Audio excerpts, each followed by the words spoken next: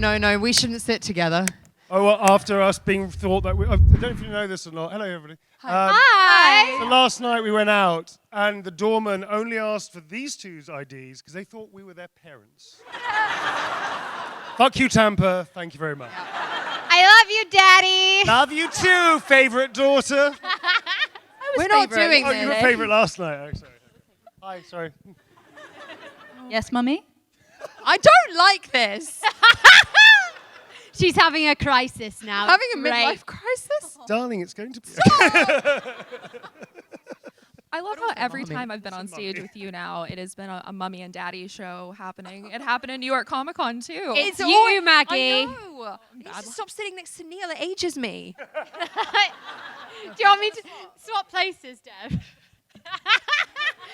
It feels weird. Musical chairs, I love it.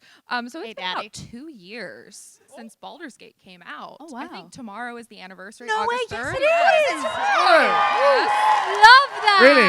Thank you, because I kept thinking, 3rd of August, that rings a bell. What is it? It's the release. Exactly. So I'm so curious to know, for the four of you, how has your journey been, since obviously your journey extends far beyond those 2 years, but with the game and getting to be out here and be around fans and getting to see how this thing continues to grow.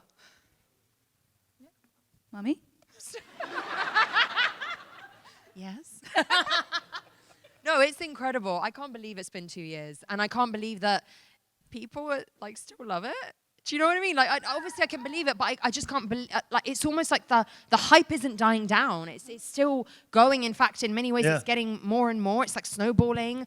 All thanks to you guys. Thank you for like being here and loving it. It's just it's. I never in my wildest dreams expected this, and it's been an amazing journey that we've all got to experience together. So what could be better? I'm living the dream. Yeah. For the rest of you? I feel like I'm really grateful for it, because it's like that iceberg moment of the many years we've all had of being in this industry and working on so many different projects and just hoping this one will stick, and finally people just see that apex of the iceberg and celebrate our work now when we've been chipping away for so long. So I'm so grateful for all of you guys, for how popular this game is and how welcoming you've all been for us as actors in this space and celebrating us thanks to this game.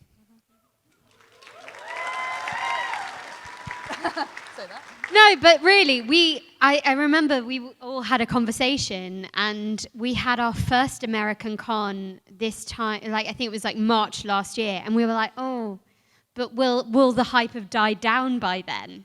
And like as he said, it just hasn't. You guys are feral, and I love it. I love it. Yeah, again, no notes. That's it. Yeah, I mean, I think that also on a selfish point of view, I get to hang out with my sisters, which is amazing. So, Daughters. Fuck off! Wives. Wives. Yeah, but it's been, you know, because obviously all of us as actors, we do lots of different projects and stuff, which is amazing. You meet so many different performers, and you have to have sometimes very fast friendships to be able to trust people, to work with people and stuff like that. But the fact that we get to keep living this experience in a different way, and sometimes, you know, doing live plays and things like that, it's been a constant source of happy. Do you want to take the call? No, it's fine. I'll wait. So just to fill everyone in, Aliona, no, go on, answer that. Take the Answer call. it. What? We're not Answer busy. it. We're just hanging out. Aliona's It's got an Apple Watch recently. This is my fault. And I'm she's sorry. forced all of us to use the walkie-talkie feature. And now somebody's walkie-talking her while we're live on stage. No, you answer it. Go on while you're telling you go ahead. Beetroot Red. We'll wait. Yep. Copy, Christine. I hear you. My parents are angry at me, but I hear you. So about 2,000 people. No. Oh, sorry, 1,000 people. Please pause, please pause. The crowd say hi. She's stopped Take now. children She's anywhere stopped now. these days. I think she realized she fucked up. The crowd say hi, Christine. She's on a mission to find Labubu's. Yes. Okay, guys, my new idea though. She says hello, Baldur's everyone. Gate Labubu's. Yeah, where's my shadow heart Labubu, bitch? Balulus. I'm ill. Find Labubu's for Jen and Dev. Can we continue the panel? Aliona. So in summation, Sorry. it's been a wonderful time. She got Labubu's for you too. Everybody cheer for Labubu's. Any questions? We apologize. You've only got through one question No, so one far. question. And I have a question for you, Aliona. Yes. You know, being here at this con, seeing how many people show up consistently for video game actors. Yes. What is it, because we've talked about this before, but kind of the difference between how Hollywood treats actors who come onto video games to be that kind of like named talent versus how video game actors aren't necessarily being out there and pushed the same way. Yeah. What are your thoughts on that? Because I know we've talked about this before. I feel like it's a shame that the video game audience has been overlooked when it comes to screen projects. We see from you guys how dedicated you are for the fandoms that you are for Baldur's Gate, for any actors in video games. And I feel like that's been neglected at the moment by filmmakers, studios. Like, we see how much you guys want to support us, support your favorite video game actors in screen projects. There was a medical drama I did in the UK called Maternal. I've seen that it's been translated into Chinese. All my scenes have been found, translated into Chinese and put on Bilibili and watched thousands of times. There's a BBC murder mystery, PBS murder mystery that I was in like one episode, and the fans of my work made more noise about me in that show than anyone else in that show. And like when Jen was, she had a short film at the BFI that premiered. Jen posted a story on Instagram, like last minute, 60 people traveled to come and support Jen in this BFI, in this short film. These guys were in Hollyoaks, like a soap opera from ages ago. I've seen so many edits of Dev and Neil in Hollyoaks. I've basically watched all your scenes by now. I know your character was called Simon Walker because... Exactly. It's such an obscure British So show. obscure. Like, we see Walker. all the time how willing everyone is to support us in the screen projects we do. Why are filmmakers not seeing that yet? And especially when it comes to video game adaptations. How well did it go down when actors from The Last of Us, from the game, were also in the TV show? Like, Ashley Johnson was the #1 most looked up person on IMDb when the TV project came out. Yeah, absolutely. Yeah. Nolan North being in the Uncharted movie when he was the original in the game. Like, why is more of that not happening? Why was Doug Cockle not in the TV series The Witcher? Or why are we not being considered when there's video game adaptations like, The Last of Us did have video game actors, but Fallout, The Witcher, even animated adaptations like Arcane. Like, we would love to be part of those. And I think studios, thank you. Studios are neglecting the video game audience who are so willing to support and so dedicated and passionate about their video game, about their favorite video game actors. And I think it's a shame that that's being overlooked. It's being slept on, really. I agree completely, and I think a lot of people in this audience agree with that as well. Before we move things over to fan questions, I have one last question for each of you. Something I love to ask actors about is the roles that they don't normally get to talk about. It's not always the roles that they're signing autographs for. And I'm curious for each of you, what is a role that you've had? It could be Baldur's Gate, it could be a day player role or a school play that has had a lasting impact on you. A very deep question. So for me, I grew up doing community theatre, as you call it in the US. We call it AmDram in the UK, and amateur dramatics. And it was this community thing, and I think all the grown-ups used to get drunk in the field next to where the play was, and it was all just very chilled. But I got to do my first proper meaty role was Young Estelle in Great Expectations by Charles Dickens. And Set in the world of punk in London 72. it really wasn't. But it was the first time I got to say words on a stage and be loud, and obviously just being little and precocious and just noisy. I was just like, oh, this is it. I am a true Leo. So I think that was mine, and Oliver in Oliver, because that's my Roman Empire. Yeah, I think it was those. But that is my advice to any person who wants to be an actor. Start off doing community theatre. You will not have a better training ground. Yeah. Do it, bitches. Yeah, I mean, for me, I guess, yeah, same thing. I started in theatre. I was at National Youth Theatre with Ed Wilson, who was amazing. And I got my first, I did a few early gigs, but one of the first bigger gigs that I really felt empowered, as I'm an actor now, was at the Royal Court with Dominic Cook. It was an American play, a guy called Christopher Shin. He's a New York writer. And it was really amazing. It was a really amazing piece, quite daring. And I remember feeling at the end of it, I'm an actor, I can do this. Like, I may not be the best actor in the world, but I can definitely do this. I can definitely do it to a good level. I can definitely should be here. And that really helped me an awful lot, because I had a lot of self-doubt. Coming into the industry, especially a lot of chips on my shoulder about the way I looked, and was not very happy with the way people perceived me, and all that kind of stuff. So to actually be able to do a play that really stretched me, it was one of the first plays I ever did, was an amazing experience that nobody will ever see. Yeah. Oh, well, I played a sex robot in a short film that I then took my husband to watch with me at the premiere. And we're still married. But you know what? I think I pulled it off rather well, and it won the award at the whatever little festival it was. And I don't know if that was the most impactful role, but it was a lot of fun. I had a great time, and actually I really loved being in Hollyoaks, because I used to watch that every evening when I came home from school. It was the one thing I put on, and then when I got to be on that set, I was like, oh my God, it's like childhood dreams coming true. So yeah, whether you're a sex robot or, you know, someone on Hollyoaks, they're all meaningful in their own ways, aren't they? Yeah, what about you? Oh, what about me? I want to add something to my previous answer, which is we are also theatre trained. A lot of us are formally trained in the UK, and I think that's something that maybe execs are a bit short-sighted about. They think video game actors, they just know how to do video games. But like listening to these guys' answers, everyone is trained in all different platforms, mediums. Especially in the UK, we have our formal training.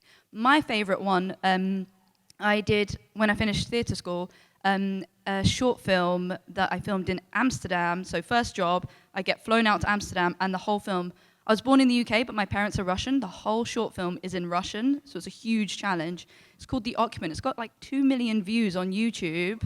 Yeah. So good. It's so, like, can I just interrupt and just say, when we first started dating, I hadn't seen Aliona act, and I was really nervous because I was just like, Were you like, what if she's shit? What? No, genuinely, I was like, what if I don't think she's a very good actor? And then thank God, I watched The Occupant on YouTube, and I was like, oh, thank fuck, she's still hot, she's still brilliant, yay. Thanks, babe. Thanks. Appreciate that. And now to fan questions. Hey! Woo-hoo! Good afternoon. Hello. Hi. Thank you all for being here. Hello, Padawan. A little bit of a question for everyone present. Sorry, I'm blanking on it. No, I'm just can't see you, so I'm going to stand over here. Sorry. Hello. Do a loop around the table. I don't know. The easiest way of getting around it was going to be awkward coming through. Now it's really awkward. Now it is, yeah. I thought Daddy got confused again and was going to wander off. Daddy's always confused. For Baldur's Gate 3, there's plenty of interactions, plenty of secrets, multiple things you can do for multiple different dialogues. Is there anything for your characters, any lines that you think are underappreciated or maybe more so hidden in a way that you'd like to see more recognition for? You pick that by hand. Dev loves that. I line. love that line. No, for your character. Oh, gosh. Ooh. I mean, for anyone that, you know, gets past Act 1 Lae'zel, oh, she's a bitch, oh, I hate her. I killed you in the cage, yeah, see if I care. So red flag of you, by the way. We are judging you, people who say that. You really are. And when I'll you punch tell you me in the that face. she's been kidnapped by Oren, I know. I know she wasn't in your party. So anyway, going back to the original point, if you get past that and the Lae'zel romance and the softer parts of Lae'zel, I think are underappreciated. Agreed. Okay. Oh, Yeah. one and done, yeah. All right. Thank you so much. Thank you. Thank you. That was a great question. Next up. Can you shift that little bring it like this there or way. there? Because I can't see anything with the speaker. Is that okay? Right here in the center. Yeah, maybe just a little, if you don't mind. Sorry, thank you. Go. Thank you very much for It's a that. I really just like to long see walk. everybody. Thank you. Thank you. That's perfect. Hello, Drysdale. Hello. Hi. I think I might quite like you. Ha ha. Well, I have a related question to that. Since Neil just voiced Dry Still, the dateable dryer, and date everything. I outed you in front of everybody. I'm so sorry. You guys, if you got to voice a dateable household object, what would you pick, Dev, Aliona, and Jen? A bottle of ranch. Would her name be Randy Ranchero? You have to think of a character name. Is it Randy Ranchero? Yeah. Randy Ranchero. Apparently, I'm a hairdryer. Why am I a hairdryer? Use it all the time. Or like, Oh, I thought it was because it makes a lot of noise. I thought that too. That's for calling me daddy earlier. I'm joking. I love you. A hairdryer because I make About lots you? of noise. I know it's funny. I I say this often. I really like birds. Are binoculars considered a household object? Yes.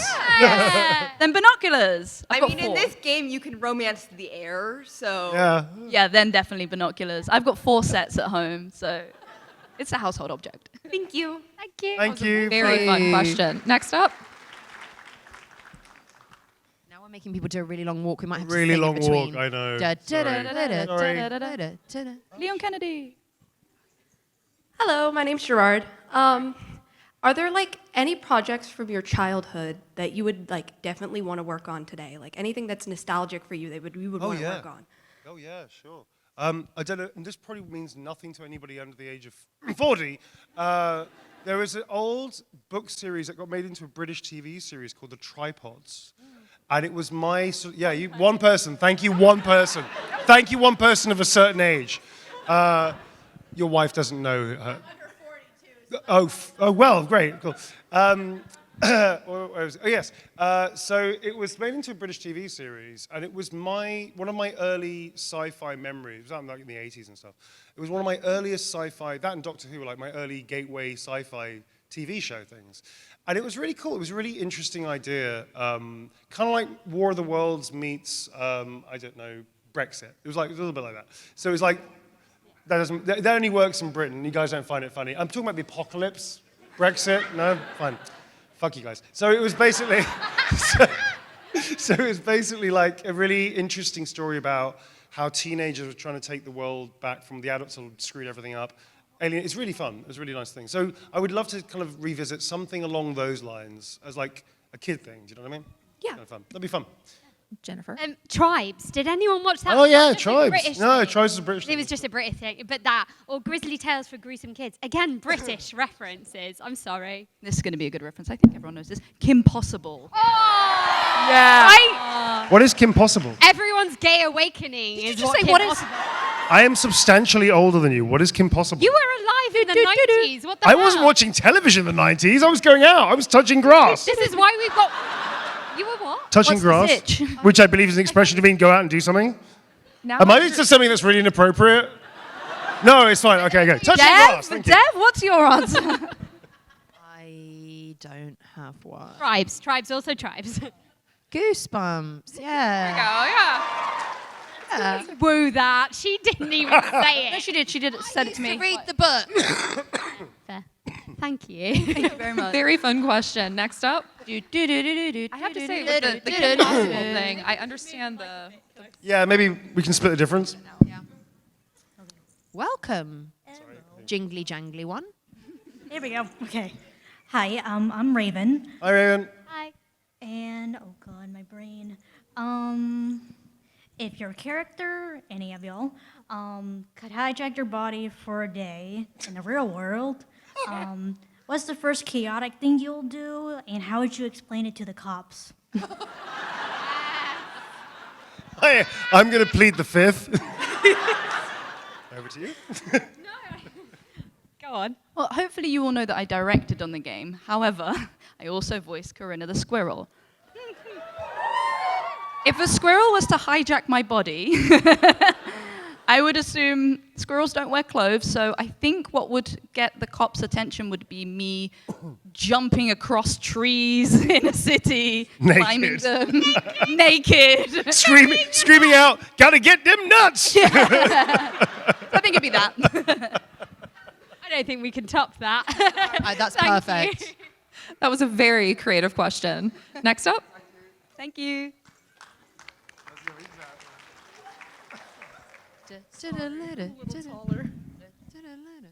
Yeah, no, that's fine. Thank you.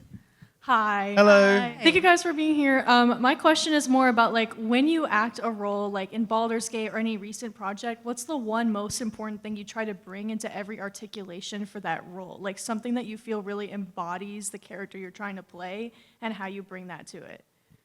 Well, there's many things, I think. You know, the preparation for an actor is, depending on the methodology of an actor, it can vary quite wildly. I think really, ultimately, the bottom line is you always have to look for the authenticity of the character, which means you have to park your shit at the door many times so that you don't end up playing your story, not the character's story. So I think authenticity is a big thing, which means what is the character? 'Cause I play a lot of like villainous roles, which I don't like the term, but I'm not, you know, I'm not a sociopath, but I play sociopaths. Do you know what I mean? So what I'm saying is my judgment on those people, and I have my opinions in real life about people that do fucked up shit, but I can't judge the character for it. You know, if the character is a mass murderer, I have to justify that somehow to play a person. So I think authenticity for me is a big thing. What do you? I can tell you something that I don't bring, or I try not to bring, is my brain. Yeah. But I'll explain. I think when you think too much, it really messes it up. You have to go on instinct and feeling and emotion rather than, oh, now the character, oh, this line is angry. Now I'm going to get angry. As soon as you start doing that, I think you're done for. And because you're not listening, you're not present. So leave the brain somewhere else and bring the feeling. Yep. Very nice. Great question. Thank you guys so much. Next up. Oh my gosh. Hi guys, I'm Nisha. We know. Anyways. Look to camera. Okay, so I'm gonna prelude my question with some context. Okay, so for the average adult, it's already like, you know, tedious having a professional life and their personal life. For you guys, like prior to the game, you guys obviously had your private professional life and your personal life, but then it pivoted into a professional life that became very aggressively people-oriented, and we are very thankful for that. But I'm sure there was like a learning curve to be able to balance like, you know, your personal life, your private projects, as well as having the energy to be doing long con days. What was the learning curve for that, like from your first convention to being where you're at now? Very good question. 10 out of 10. I feel like we're still learning. And it's certainly for the two of us because... Three. Well, the three of us. Because our partners are... are also... like, yeah. Oh my God. Daddy. Because, well, excluding Devin in this just... for a second, we don't have a partner at home that is away from that work as well, and so it's like we've found it. I'm not gonna lie, like quite tough to switch that brain off. So, and I feel like we still tread that balance quite a lot. What do you think, babe? I think awareness is, like in our relationship, we have to be very aware that we might be having a romantic dinner celebrating our anniversary and then be talking about a con or a video game. We have to be like, no, that's work. Like we need to have that boundary and focus on our relationship and keep it kind of like holy. Like the sanctity of it's a precious thing. It's really been a learning experience. And because so many of you are wonderful, you're like, we would be friends with you if like there wasn't, so it's like learning that if not friend, why friend-shaped? And that can be really hard, but that's something that we've learned, that we have to stay professional. Yeah, I think irrespective of anybody's experience of it, the boundary is important. Like my private life is absolutely off limits, unless it's something directly to do with my work, because I don't make money from that. I don't present that as entertainment. So what we do is we present our public versions of ourselves, but it's not everything, because I think it's important, like you said, you have to keep some things for yourself sacrosanct.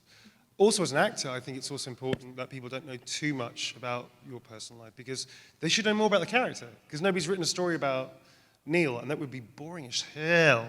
It would be dull. It would be really dull. It would be very boring. And they shouldn't, and that's the point, I think, is boundaries are super important. Also in fairness to people that you meet as well, because their boundaries are important too. Yeah. Yep. Thanks, Nisha. Thanks, Nisha, great That's question. a great question. Next up.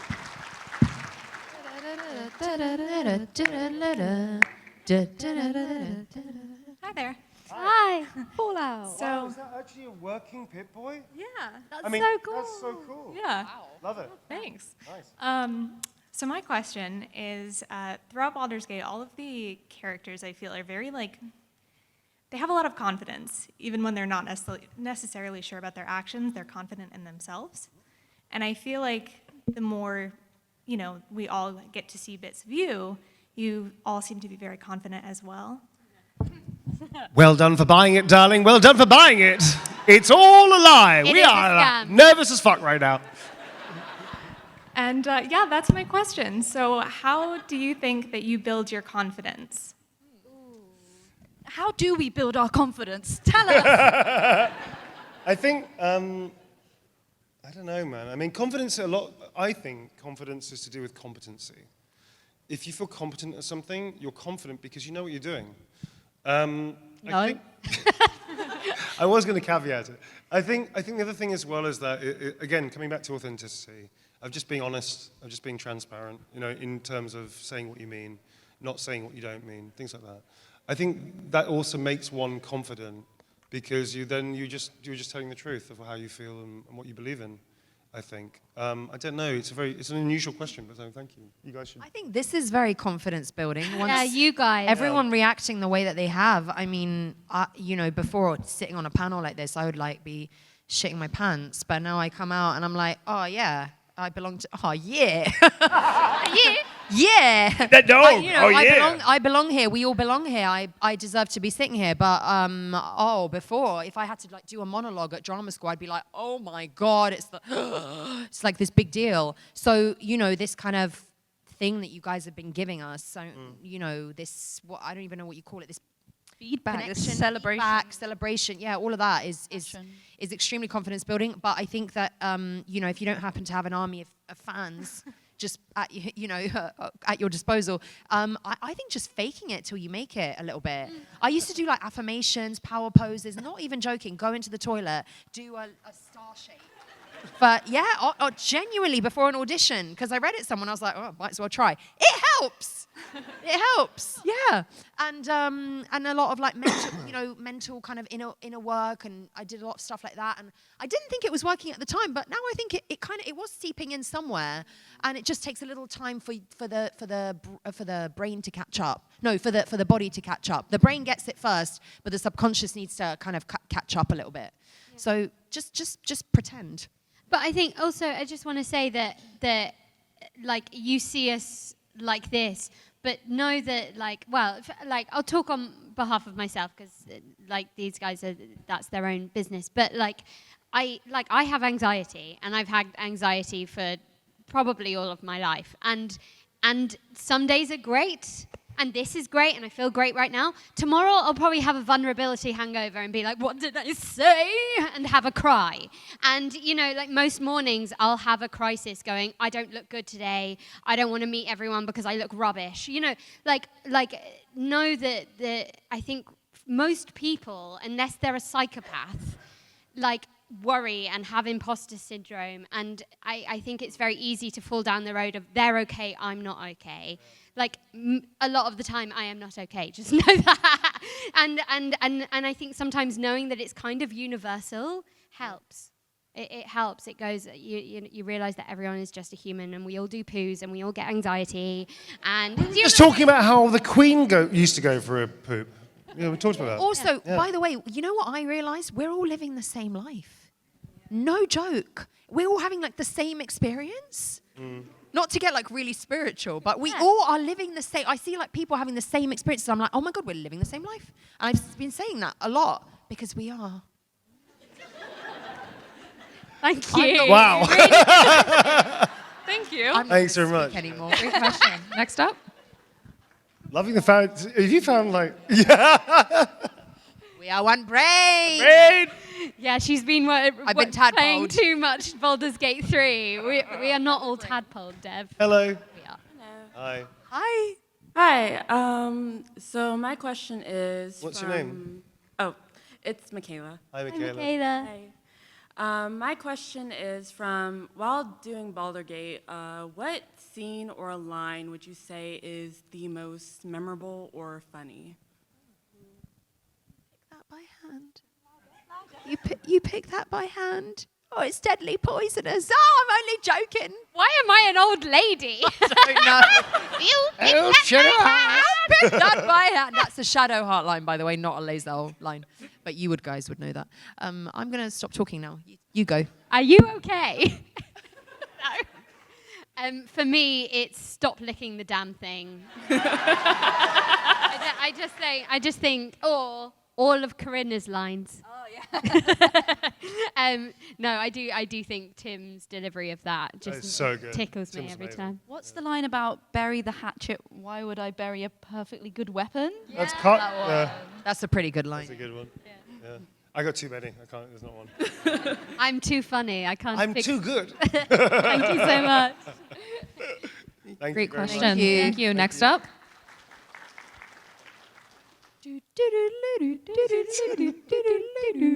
It's getting creepy now. It started nice, fun. Now it's like very soft and slightly undertoned. It's a little terrifying. Yeah, slow it down. Yeah. Hi. Hi. Sorry, it was like. Whew. You're all good. I'm Talia. Hi, Talia. You guys have impacted, even changed lives across all the characters you've portrayed, whether it's Baldur's Gate or any other media. And we have so much to learn from you guys.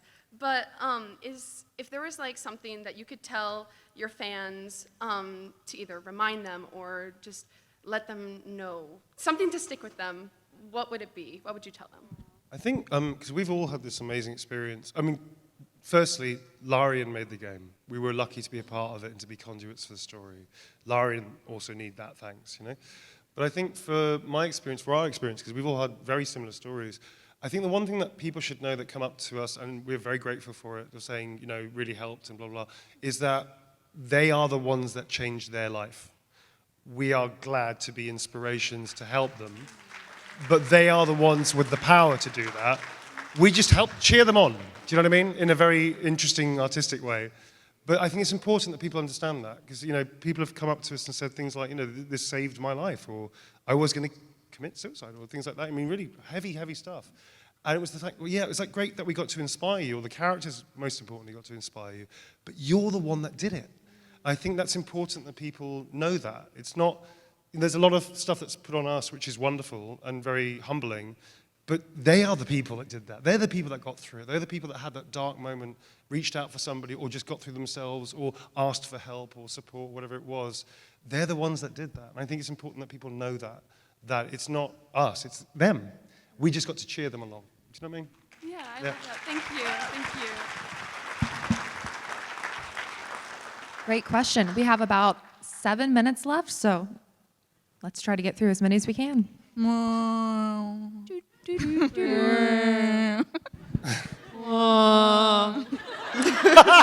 That's better somehow. That's actually better. Hi. Whoa. Sorry. My name I sound like Chewbacca. Whoa. Thank you. Hi, my name is Colette. Hi, Colette. I was just wondering, we all relate to the characters a lot in different ways. What is the aspect of your character that you relate to the most? Nope. Neil just shaked his head. Pleading the fifth. What do you relate the most about playing a squirrel, babe? I like different types of. Yeah. But I didn't want to say it because it sounds wrong. I'll say it. For me, I had to learn Shadowheart's confidence. And I think it was the thing that was the most different to Shadowheart at the beginning, from me to Shadowheart, and the thing I found most difficult. And then by the end, I think it was the thing that I actually related to most. And I think that's really beautiful. And I will always be grateful to Baldur's Gate 3 for that. So, yeah. Good. Next up. Whoa. Oh my God. That was What was that? terrifying. Sorry. Just a little bit more. Hi. Hi. Hi. From the time that Baldur's Gate 3 was announced to early access to it actually reaching its final release, I can imagine there was like a lot of stuff that was left on the cutting room floor. Is there anything that you wished had Not made with it? a barge pole, my friend. Not with a 10-foot barge pole, no. Perfect. The truth is, we don't know. Whatever was left on the cutting room floor was Larian decision. We're not really a part of that. So are you asking anything we recorded that was left on the cutting room floor? Anything. No idea. Don't know. I'm not actually sure anything was cut. I think most of it was in. Because I think what they were very clever about creating, it was so complicated, what they had to do, that I'm pretty sure that everything was accounted for that was going to be put in the game, as opposed to cutting swathes of it out and it never appearing. I don't remember anything. No, I don't remember anything being. Maybe there were small parts being cut out, but honestly, the truth is, we recorded so much, and sometimes people come to me with lines that I'm like, "Oh, I record? Did I? That's my line." Okay. Yeah. That even if stuff was cut out, I don't think I would remember. Yeah. But I think most of it. It seems like most of it made it in. Yeah, I to be think so, honest. yeah. Genuinely think everything. Yeah, made it in I that think we it did. recorded. And if anything was cut out, it was probably just stuff that was recorded and it was basically two ways of saying the same thing. Yeah. You know, nothing that was not like a big plot point that was cut out. Yeah. I think Act 1 was kind of their main bit for seeing like how the characters were and then potentially changing them. I believe Shadowheart changed a little bit, right? Yeah, I think the characters changed right at the beginning. Like, Yeah, I Starring don't was think a Lae'zel tiefling really changed, at but one point. I think some of the characters changed a little bit. Yeah. From that point onwards, it was pretty much smooth sailing. Yeah, pretty much. I mean, it was a hell of a work of art what they made together. You know, it was incredible. I think the amount of planning it took, I think it didn't really leave much to be left out. You know what I mean? Yeah. What's up? Thank you, one person. Great question. Thank you so much. Thanks for the question. Thank you. We are down to 4 minutes. Old capybara. Hello. Not you, obviously. Oh, yeah, you're good. Hi, my name is Ewan. I was wondering, question for everybody. What would you say your spirit animal is? Great question. Nice. I feel like mine personally is a fennec fox. Have you ever seen them? The ones with the giant ears. They're really they're kind of pretty but kind of weird, and they're quite social and they like the warm, and they like napping, and they're great. So that would be mine. Thank you and good night. Yours is a bird, babe. Yeah. Thank you so much. Thank you. Next up. Just me. Guys, come on. Hey. Hi, my name's Solana. Hi, Solana. This question I have can be for any game that you have voice acted for. It doesn't have to be Baldur's Gate. Is there like any scene that you have done that you were just so embarrassed that you can't listen to it yourself? Now, you can be vague with Great this, I question. understand. That's a really good question. I'm really going through my mind palace right now. Hold fire. Oh, what? No. We were just deciding. No, we don't want to do the Barbara I mean, Streisand so effect. many things. I feel like. So many bad things. So many bad things. No, but like you do. I think it's more.